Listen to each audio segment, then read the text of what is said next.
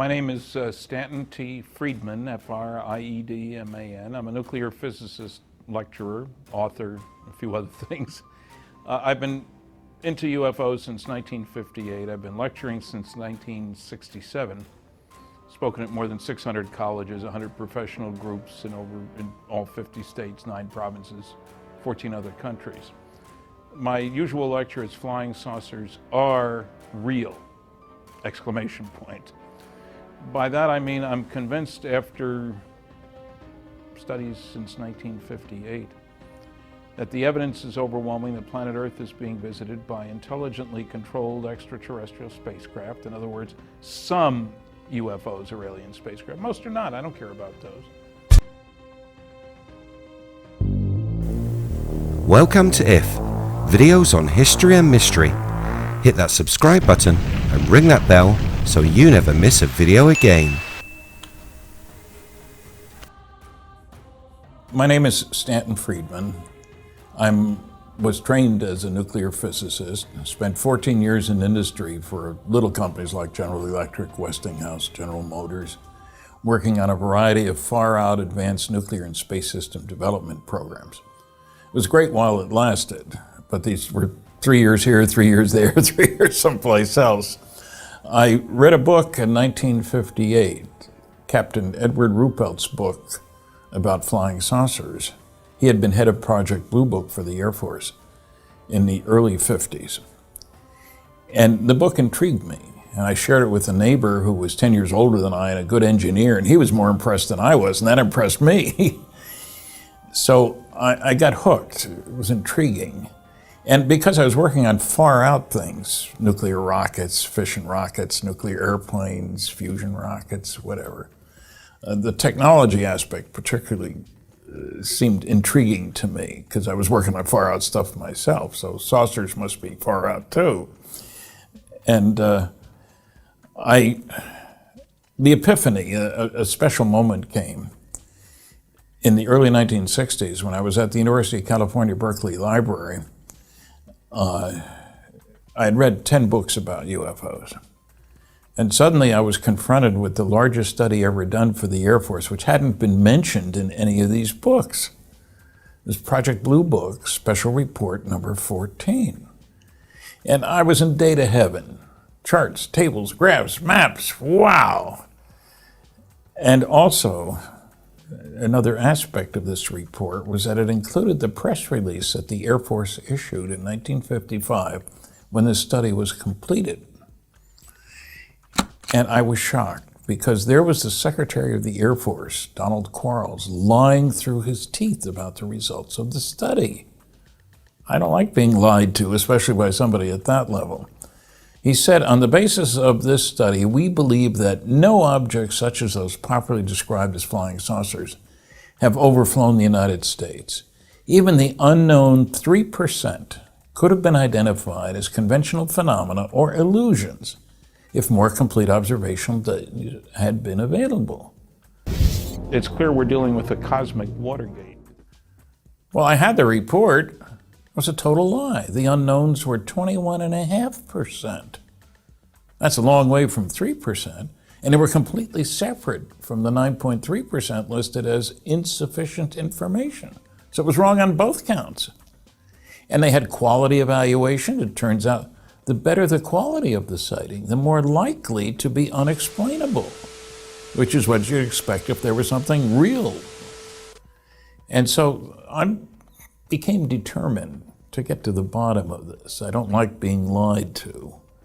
I mean, I worked under security for 14 years, and you sometimes tiptoe around the truth, but not without blatant lying like that.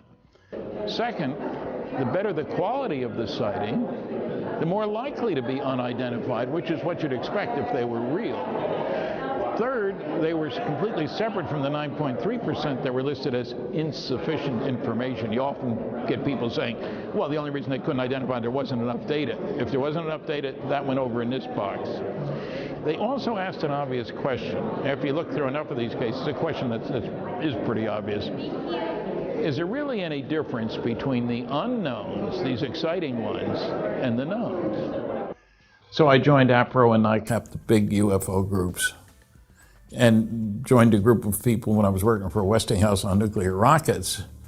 We had a little UFO research institute and stuff. And I gave my first lecture, it was just happened kind of thing. I had read Frank Edwards' book. He had a best-selling book about flying saucers. He was a newsman in Indianapolis, and I'd been living there working for General Motors. You've been doing this. Advanced technology. I was working on nuclear airplanes. And so my first thought about flying saucers, I wasn't a believer, but I got a book just because it saved me shipping costs on a shipment of books, and it intrigued me. Read a whole bunch more books. I was also working on classified programs. I was interested in the cosmic Watergate aspects. Didn't call it that then. Yeah. But it was the technology thing. I've worked on nuclear rockets, nuclear airplanes, far out stuff. You felt that you know someone who saw one? Did you see one yourself? No, reading the book, it was information, it was data, and then it was Air Force information. I was project engineer on a contract out of Wright-Patterson Air Force Base, which is where the old Project Blue Book was. Got to know those people. It was Air Force data that convinced me. Because the Air Force knows that there was a crash saucer, there were alien bodies recovered, that there have been aircraft that have gone up to chase UFOs and have not come back. They know that we're dealing with the biggest story of the millennium. They would certainly be expected to occasionally run into something that was totally unexpected. In New Mexico, it could have been two things that come to mind. One is powerful electrical storms, and I've been down there, hailstones this big, lightning bolts, because of the mountains and stuff. So if you're tootling right along and you've never seen these before, and suddenly, whammo, a big lightning strike, that could cause something to go wrong. There was no question that the government was concerned, partly because there were a lot of sightings near highly classified areas. Hanford in Washington, nuclear weapons related. Oak Ridge in Tennessee, nuclear weapons related. New Mexico with White Sands Missile Range, Los Alamos National Lab, Sandia. These are most classified areas. The government was very concerned. This is nothing to be trifled with. To try to piece out the government's involvement in UFOs is much more complex than you might think. We use the term government as an all-encompassing thing, but that's not how it works. Everything's compartmented. So what we have to understand here is that Blue Book was the cover organization. That's the one you heard about. That's the only one ever mentioned. And as recently as last year, an Air Force letter to a senator said Blue Book was it, and when we closed it, we got out of the business. In reality, a light in the sky means nothing. But if one goes buzzing down the runway at a strategic air command base where nuclear weapons are stored, which has happened, and we've got some records on that, that's of concern. I'm convinced that with the recovery of the wreckage and bodies in New Mexico in 1947, July, that Operation Majestic 12 was established officially on September 24th, 1947. An outstanding group of 12 people, 2 Army, 2 Navy, 2 Air Force, and that it's called the shots. It was accountable only to the President. The government, that's the interesting thing. The biggest study ever done was financed by the United States Air Force. It was done by a research institute. They covered 3,200 sightings. 20% couldn't be explained, completely separate from the ones for which there wasn't enough information. They did a quality evaluation. The better the quality, the more likely to be an unknown. And they put out a totally misleading press release. And it was looking at that data, 250 charts, tables, and graphs. And that's what physicists are all about, is looking at data.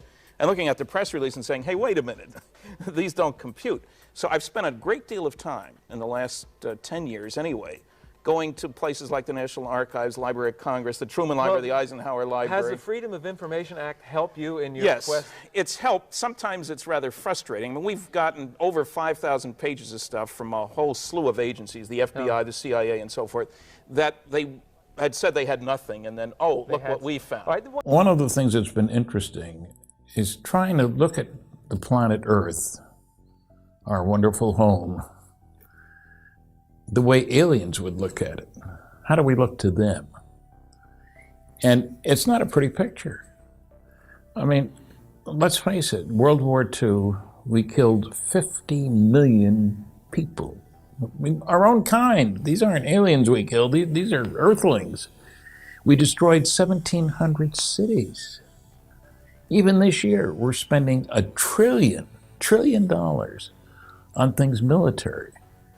We have exploded, this surprises people, 2,000 nuclear weapons. That many? Yes, that many. And, I'm a nuclear guy, but still, I don't like the idea of nuclear weapons and people being threatened. I've got a great-grandson, I've got a grandson. I'm concerned about the people on this planet. And, it's kind of funny. People can't think of reasons for anybody to travel. Well, I can. All four of my grandparents were born in Europe. I grew up in the United States, I was born in the United States.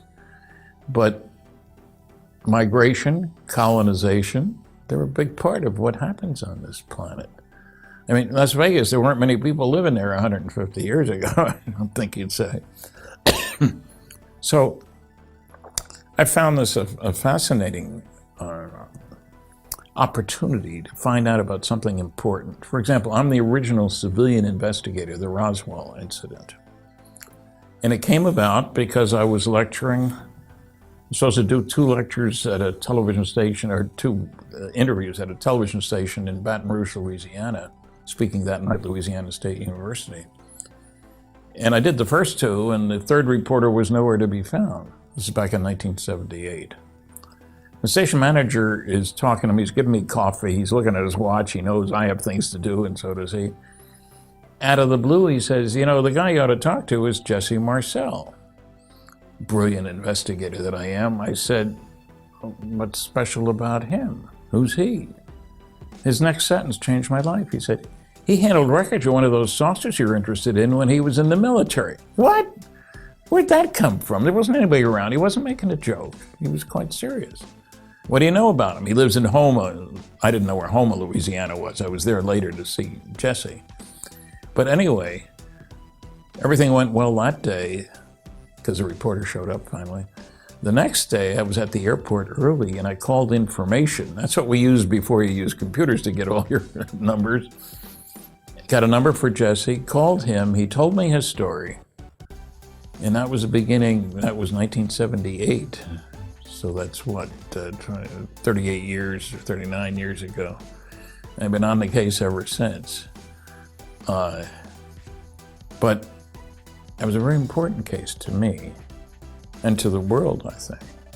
Because here we have the President of the United States, Harry Truman, establishing a group for the purpose of dealing with flying saucers. Because we'd recovered the wreckage of one near Roswell. And there have been several other wrecks that have been recovered. All this is done in secret. The United States nor any other country is willing to admit that, oh, by the way, aliens are visiting. That's a big story. Yeah, it's an interesting question, and we've never had a chance to talk to any of the people directly involved. Why did you do that, General? But it's pretty clear that they were in recognition of the enormous significance of the find.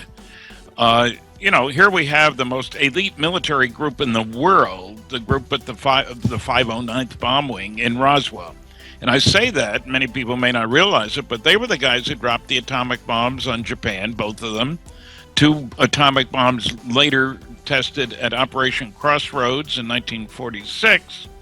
And elite selected officers. There was nobody else in the world who had any atomic bombs. They were it. So we were careful about who we put involved in this sort of thing. And I'm sure there were conversations between the lead people involved. Everything is, up the line, so to speak. The base commander was a West Pointer, Colonel Blanchard. His boss was a West Pointer, General Ringme. His adjutant was a West Pointer, Thomas Jefferson Dubose. I've talked to him because the other 2 were dead when I got involved in this. And I was very impressed.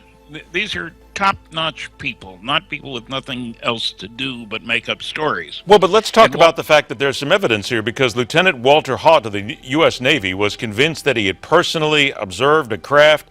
He had a sworn affidavit that was supposed to be opened after his death. That affidavit's never been opened, have it? We've never seen that.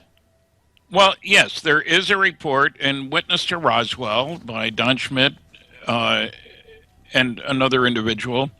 And they have reported what Walter said in that sworn affidavit. He wasn't in the Navy. He was in the United States Army Air Force.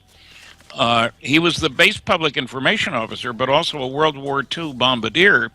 and such a good one, he was chosen to drop the instrument package on one of those nuclear tests. And you use your best bombardiers, because without the instrument data, the test isn't worth a lot, and there weren't a lot of spare atomic bombs around at that time. So he said he saw wreckage for sure, and bodies. That's what he says. But he said it, we didn't see it until after he was dead. I knew Walter, outstanding individual, well respected in Roswell. I've asked people about him. And we can't know secondhand, third hand, fourth hand, what went on in discussions, but it's pretty clear that there was a close contact between Colonel Blanchard, who went on to be a 4-star general, mind you, and Vice Chief of Staff of the Air Force. So obviously it was well connected. Let me do this, Stan. I've only got about a minute or so left. So we've looked at this for so many years. Are we any closer to actually unraveling this, making sense of it, and finding out what the real truth is?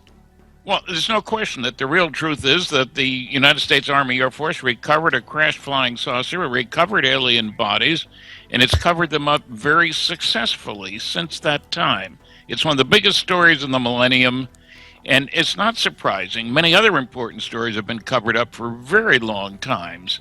National security involved. We don't want anybody else to learn what we learned from examination of the wreckage and the bodies. That gives us a top dog slot, but who knows how many others have crashed. What are they doing here? Where'd they come from? How do they operate? Those are different questions from are they real or not. But when you find eyewitness testimony from all over the planet of things with definite size, surface shape, texture, manufactured objects, in other words, not a light in the sky. I don't care about lights in the sky. And you say that their behavior rules out conventional sources. The ability to hover, move straight up, straight down, back and forth, make right angle turns at very high speed, without visible external engines, without any noise, without any exhaust. They're manufactured and they're not from here. That means they're from someplace else. That doesn't answer the questions you want examined. Just like when you find a murder victim, you know somebody was shot, but that doesn't tell you who did it or why they did it or anything else. But you do have a basic fact. Somebody's dead because somebody else shot them. So it's the same with UFOs. We got multiple witness radar visual cases, for example. When you get an RB-47 reconnaissance bomber, 6 highly trained crewmen, out over the Gulf of Mexico, then over Louisiana, then into Oklahoma, Texas, lasted for over an hour. This darn thing circled around the RB-47 at 450 miles an hour, which is a pretty neat trick. You know, it was back in the 50s, mind you. It was observed on their radar. They radio the ground, what's going on up here, to make sure it wasn't something we had sent up. We don't know, but we're watching you. And Dr. James E. McDonald, professor of physics at the University of Arizona, the world's outstanding ufologist when he was alive, he talked to all 6 of those witnesses. This lasted over an hour. Now, what do you do with something like that? You say these guys are nuts? Come on. You can't. We're depending on them. Are they highly talented? Yes, highly trained because of all the instrumentation on board. That's something that wasn't ours. If we had anything that could look like that and fly like that, we've used it in a few wars that we've had since that time. So it's kind of a process of elimination. I'm not saying we don't know what it is, so it must be alien. That's not what I'm saying. But the characteristics, the appearance, and the extraordinary flying behavior. We'd give anything to have a vehicle that could duplicate that. So it's a very solid case. And physical trace cases, you never hear the debunkers talk about them. I have over the years done battle with all kinds of debunkers. And the public needs to be told over and over again that even though these guys sound good, they're full of baloney. It's like going to a delicatessen. And so I'm always happy to point out the failure of their thinking. There are 4 basic rules for debunkers, and there's no shortage of examples. What the public doesn't know, I'm not going to tell them. Don't bother me with the facts. My mind is made up. If you can't attack the data, attack the people. It's easier. And do your research by proclamation, because investigation is too much trouble. And so debunking occurs in many different areas related to UFOs. One is from the SETI community, silly effort to investigate. That's what SETI stands for. And it's funny how they never talk about the 5 large-scale scientific studies that I talk about. They'll tell you there is no data. But I know that they haven't read it because Seth Shostak, for example, and I were at a conference. We were on the Queen Elizabeth II for a week. He heard my lecture. After my lecture, I asked during the lecture how many people have read each of the 5 large-scale scientific studies that I had talked about. After each one, I asked. It's 1 or 2%. He didn't raise his hand after any of them. He did admit on a coast-to-coast program that he has a copy of my book, Flying Saucers and Science, on his nightstand. He didn't say he'd read it. So I think the public needs to know that no matter how smooth these bright guys are, that they're selling baloney. The major anti-arguments, interesting question, I would say are, first of all, governments can't keep secrets. If Nixon couldn't keep Watergate secret, how could the government keep something as big as this secret for all this time? Secondly, we have no evidence that it is possible to go between the stars. Most reputable astronomers would say it's impossible. I mean, the fastest craft we have would take 70,000 years to get to the next nearest star. And you're talking about people coming willy-nilly across the galaxy, if you will. I would say, look, most people are really poor witnesses. Don't you think that's true? I mean, you know, how precise can you be? You're struck with something suddenly, you're not prepared to make careful observation. Isn't it true that most sightings don't last very long? How much can we count on witness testimony? I would probably say, why is it, if all these people were abducted, nobody brought back any souvenirs? People are inveterate, you know, whether it's towels at hotels or ashtrays or packs of matches or whatever. All those war veterans brought back German bayonets and German daggers and all kinds of stuff, Japanese swords. The world is full of these souvenirs. So where's the souvenir from the spacecraft? Now, you cover up not by telling everybody everything. The important thing, and this is where my background in classified work comes in, is compartmentalization, need to know. Just because you have a clearance doesn't mean you get access to the data. A lot of straw man arguments put up by the noisy negativists. Look how much energy it would take to go to the next galaxy. And I make a very strong point in my lecture. I don't care about other galaxies. I don't care about our own galaxy, the Milky Way, 80,000 light years across, a big flattened spiral pancake. And we're 28,000 light years from the middle of this galaxy, the boondocks, if you will. I care about the local neighborhood. Within 54 light years of here, there are 1,000 stars. 46 of those stars are very similar to the sun and might be expected to have planets in life. Not too old, not too new, not too hot, not too cold, that sort of thing. 2 of those stars, at least, are 1 billion years older than the sun. So I don't care about what's out there. I care about the local neighborhood. If my wife asks me to get a loaf of bread for dinner, I'm certainly not going to say, well, hi, that great bakery in Sydney, Australia, I can't possibly get there and back in time for dinner. She said, hey, the store's down the street a mile. What are you talking about? It doesn't matter, Sydney, Australia. Yeah, the bread's good, you've told me, but... So that's one of many of these phony baloney arguments, straw man arguments. The next galaxy, incidentally, is 1 million light years away. Who cares? Why should I worry about that? If my car gets stolen in Fredericton, New Brunswick, you could say, well, let's see now, there's 6 billion Earthlings now, so the chance of finding whoever stole it is practically nil, because 1 in 6 billion, it could have been any of those people. You say, hey, Stan, in the first place, most of them can't drive. In the second place, isn't it much more likely to be somebody who lives in New Brunswick or within 100 miles of where you live? That just cut the odds down. Fewer than 1 million people as opposed to 6 billion. So you have to focus on what's relevant. And that's what I try to do with people. And most of these arguments, people are poor observers. That sounds good. It is true that people aren't skilled observers. Most of them, of course, there are plenty of sightings by skilled observers, airline pilots. Our life depends on them being decent observants. If there's another plane coming at it, you don't want them to, oh, well, who cares? You want them to do something about it. But the reason, you can't have it both ways, you see. The reason we can identify most sightings as relatively conventional phenomena seen under unconventional circumstances is that people are good observers, they're poor interpreters. We know it was Venus because what the guy described, what direction he was looking at the time, how bright it was relative to other things, the fact that it wasn't blinking.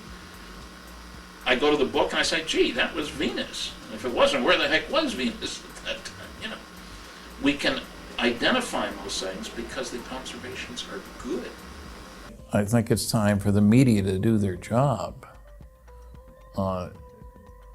There isn't a lot of good media coverage of the subject where you look carefully at the facts and the data and you go out to find out more information to back up what you started out with. We need to kick that up. More courses, there have been college courses taught about UFOs. And I've even taught at a couple of campuses, lectured at a couple of the campuses where these courses were taught. But we need a wider vision. There are some religious implications here. Some fundamentalists insist that all the sensible beings in the neighborhood are here on planet Earth. That the UFO stuff is the work of the devil, they say. I think there are implications, and there's a whole book, an excellent book by Dr. Barry Downing, The Bible and Flying Saucers, going back through the Old and New Testaments. And there are UFO cases all over the place. That helps explain some of what's gone on.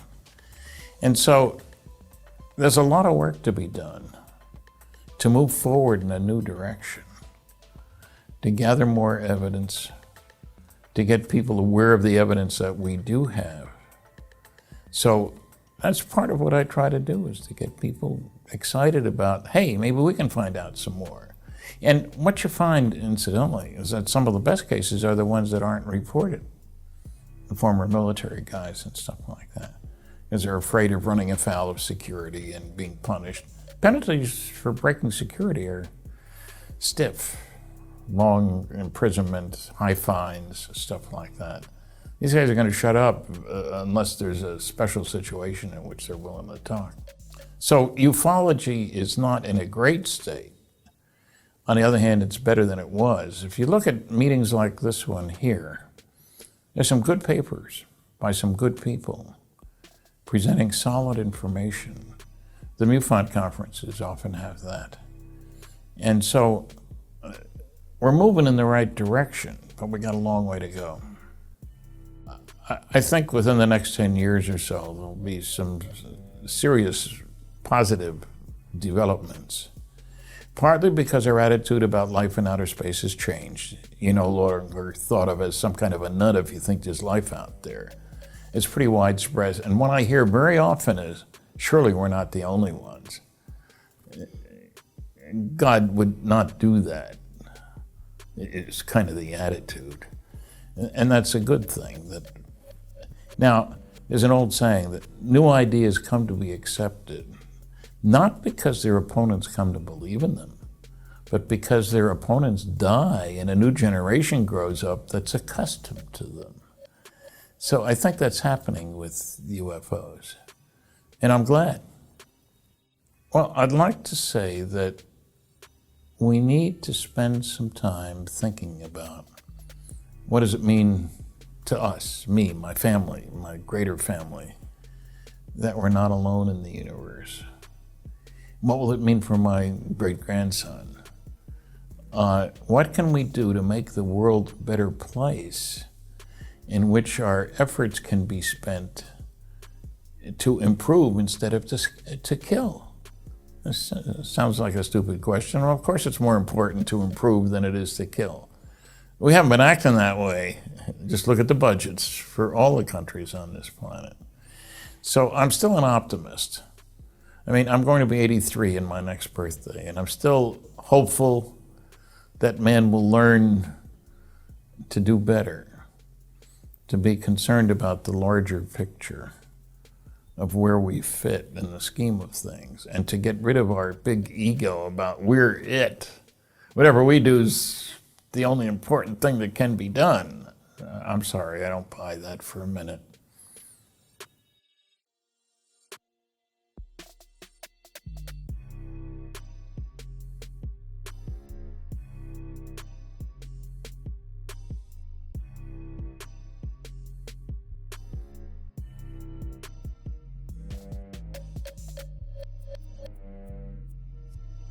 If you enjoy what we do here on the channel, hit that subscribe button, like and share.